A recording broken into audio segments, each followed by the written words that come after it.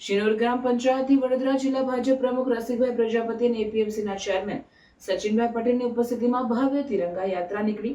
આ તિરંગા યાત્રાએ સમગ્ર શિનોર નગરમાં ભારે આકર્ષણ જમાવ્યું હતું। આવનાર સ્વાતંત્ર્ય દિન 15મી ઓગસ્ટને લઈને સમગ્ર દેશમાં તિરંગા યાત્રાનું આયોજન કરવામાં આવી રહ્યું છે। ત્યારે આજરોજ 13 ઓગસ્ટના રોજ વડોદરા જિલ્લા ભાજપ પ્રમુખ રસિકભાઈ પ્રજાપતિની ઉપસ્થિતિમાં શિનોર ગ્રામ પંચાયતના સરપંચ કિન્નરબેન પટેલ, ઉપસરપંચ નીતિનભાઈ ખત્રી અને ગ્રામ પંચાયતના સદસ્યોએ એપીએમસીના ચેરમેન સચિનભાઈ પટેલના સહયોગ અને માર્ગદર્શન હેઠળ ભવ્ય તિરંગા યાત્રાનું આયોજન કરવામાં આવ્યું હતું। આ તિરંગા યાત્રા શિનોર ગ્રામ પંચાયતથી નીકળી બસ સ્ટેન્ડ, મેઇન બજાર, ચારભાગ, ભટ્ટ શેરી, રામજી મંદિર, ગુસાફળિયું, સોની બજાર થઈ ગ્રામ પંચાયતે પરત ફરી સંપન્ન થઈ હતી।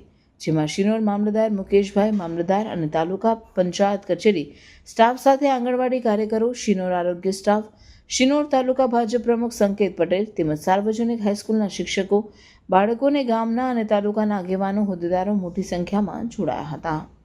દેશ ભાવના, દેશભક્તિ, દેશ પ્રેમની વધારે જાગૃત થાય તે માટેનું આ પવિત્ર સ્થાન જે નર્મદાના કિનારે આવેલું છે, ત્યારે નર્મદાની સાક્ષીની અંદર આ તિરંગા યાત્રા શિનોરમાં નીકળી છે। ત્યારે સ્વયંભૂ ગામજનો આ યાત્રામાં જોડાયા છે, તે બદલ હું આપ સૌનો આ તિરંગા યાત્રા અને સાથે સાથે પ્રશિક્ષણ જે